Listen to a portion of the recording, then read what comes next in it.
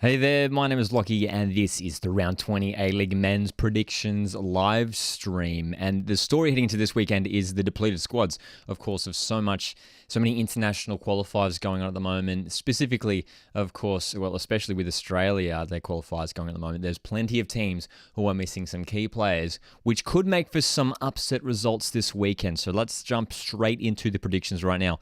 Kicking off on Friday night, we have, for me, what is probably going to be the game of the round. Newcastle Jets, Sydney FC. And it's fascinating because when you look at Sydney FC, they're coming off a couple decent wins, especially last weekend, 3-0 to the ladder leaders, Western United. And the week before that, 2-0 to Perth Glory. So they're on a decent run in their last couple of games. And Newcastle Jets coming off that really big confidence-boosting win, that 4-0 win against Wellington Phoenix, just to remind themselves that they do still have it in attack. They still have it, the Jets. Even though they have been conceding goals this season, they are capable of scoring big goals against big teams if they get up for games. So this game could honestly go either way. With the confidence of that big win from last week for the Jets, they could get a win here against what is a very good Sydney FC side at the moment. Of course, Sydney FC will be without Alex Wilkinson, will be without Andrew Redmayne. But up front, I mean, Luciano Narsing looked great last week in getting his first goal in the A-League. Adam Lafondra as well, building confidence as he returns to full fitness as well. Mariners for Life is in the chat. How's it going? And look, for me, I'm seeing 2-2 in this game. I think it could be a really entertaining game with and then on the Newcastle Jets side in terms of attack, when you look at Daniel Pena, when you look at Mikkel Datsi, there's goals in this game. Torren's in here as well. Hope you're doing well, mate. Hope you're doing well. Keep an eye on this game though, man. Friday night. Going to be an epic one. There is a hint. We've just heard today, this Thursday when we're doing this live stream, that there is a chance of this game being called off. Apparently, there's been some COVID cases in the Newcastle Jets camp, which is worrying that this is coming up once again. It feels like not that long ago. It was around the start of the year, wasn't it, that we were having cases among all clubs and games postponed left, right, and centre, especially because considering today, literally a few hours ago, they just released the fixture list for the remainder of the season, and they're hoping to sort of get through to the end without any further, postponements of any games. So, look, keep an eye on this game Friday night. Let's jump into the Saturday games, though. We've got plenty on Saturday. Once again, a distance derby in Sydney. How about it? It's, of course, just announced this week as well. Wellington Phoenix finally returning home to New Zealand to play a couple games once again towards the end of the year. Hopefully, this is the last season that they have to play away from their home in New Zealand. This game, though, I can't see anything other than a Phoenix win. Phoenix are just too good at the moment, too solid. Yes, they did pick up that disappointing loss away to Newcastle Jets. They were missing so many players. But Perth Glory at the moment, really concerned if you're a Perth fan, man. Obviously, what has happened in recent weeks, this is the first game in charge for Ruben Zadkovic, the new interim coach after Rich Gussie was sacked. And you almost get a sense now for Perth Glory that there is an acceptance that this season is completely lost for them. Obviously, the situation just didn't help them at all during the first opening months of the season, and it's still been really rough. I mean, they've gotten back home for the last few weeks, and the on-field form has not improved at all. On top of that, of course, the whole Daniel Sturridge debacle has well and truly... It has been a debacle. That is the word to describe it. The Daniel Sturridge situation has been an absolute disaster, and we can say that now. And dude, it pains me to say that. It really upsets me because he obviously arrives as one of the biggest names ever to arrive on Australian shores to play in our domestic league, and he's come here and it's been injury riddled, it's been COVID riddled. And it's just been an absolute nightmare. It's been an absolute nightmare. So it's a massive shame, as what was a massive draw card for not just Perth Glory, but for the A-League in general.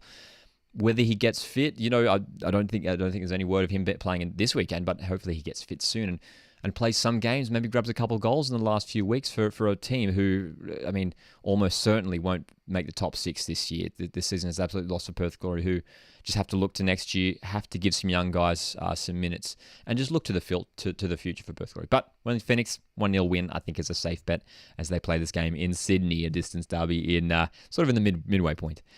Brisbane Roar against Western United, I think should be a 1-0 win to Western. Western played midweek, picked up a 1-1 draw to Melbourne victory.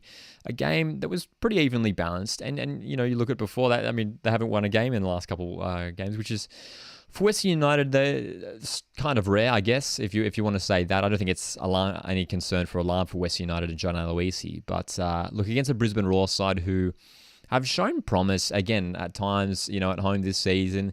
We probably were frustrated to get that loss midweek against Melbourne City at home 2-1. Can they get something against Western United? I think Western just have too much quality, especially in defence. Look, keep an eye out for the guys. Like, I think Rio Ward has actually looked pretty decent, the Japanese player who's arrived at Brisbane Roar. Henry Hoare has been fantastic. He scored a great goal midweek against City as well.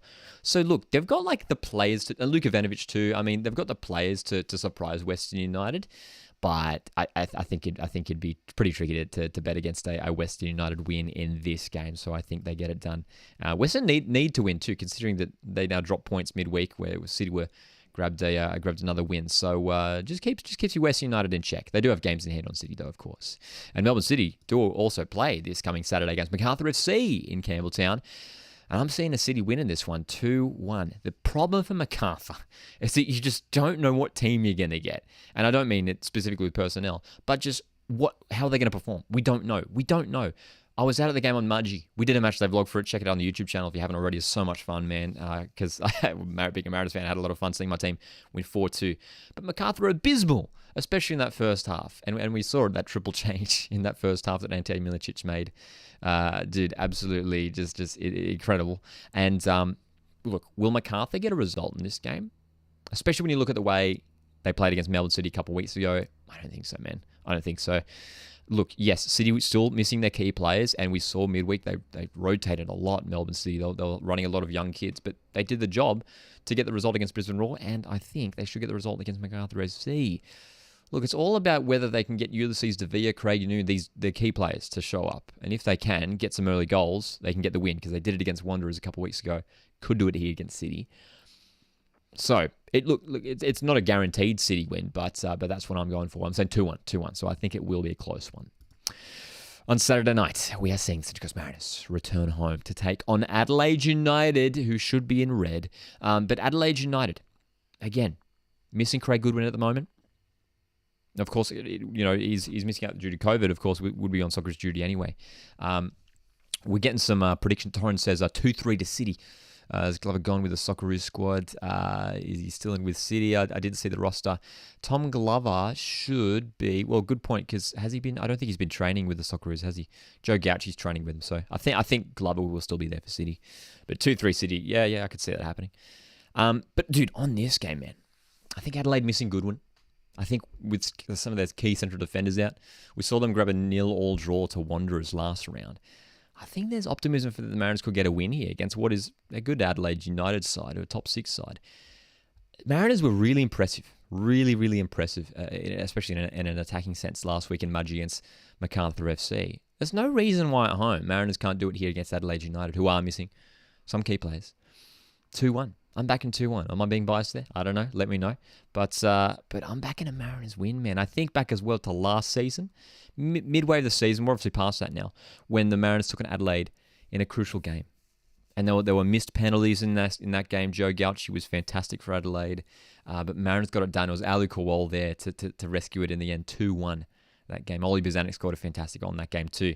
I could see a similar game happening here. And again, could really be a massive result in the push for the top 6 for the Mariners. I hope so, at least, being a Mariners fan. And then, of course, we look to the Sunday fixture, Melbourne victory, Western Sydney Wanderers. Torrens coming in with his prediction, 2-0, Central Coast Mariners. Adelaide won't get a single goal, though, even though they've been playing terrible, potentially, hey. For victory, Wanderers, I'm seeing a 2-0 victory win. Again, Wanderers, the problem for them, especially as it is for a lot of these lower the bottom table sides, just inconsistency. Are they going to show up and perform? Put in a big performance as they did in the Sydney Derby a couple of weeks ago, as they did away to Adelaide a couple of weeks ago. They got a decent result there. You just don't know, man. And playing away to a good Melbourne victory side, I think victory should get the win here. They're getting some of that. I mean, Ryan Mashan's back from injury. Of course, we'll be missing Ben Falami with the Socceroos. But apart from Nick D'Agostino as well. But apart from that, I mean, it'll be pretty much a full-strength Melbourne victory side. I think they should get the 2-0 win here. I think a 2-0 win for the Melbourne victory. Battle of the two of the biggest fan bases in the A-League, of course, in this one. As well. Torren just on Adelaide United says, don't let the table trick you into thinking they are a top 4 contender. Look, I think Adelaide absolutely are. I think Adelaide absolutely are. Just simply that their ability to win games late. But I can see how you're feeling there, Torrin. I mean, Adelaide United at times have looked lackluster in games, but will show up, the last 5 minutes and grab the winner and grab 3 points, which has saved them more often than not this season. So it will be interesting to see where Adelaide finish specifically. But guys, as always, drop your predictions in the comments. We'd love to hear what you guys think of the games coming up this weekend. The fixture list has been released for the remainder of the season, which is really exciting now that we can see the run to the end there. So, look, man, it's going to be really fascinating to see how it plays out from here. Still, anyone can finish in the top 6. It's really exciting stuff. Torrance says 1-1 against Western Sydney are getting back into form and Victory is shit.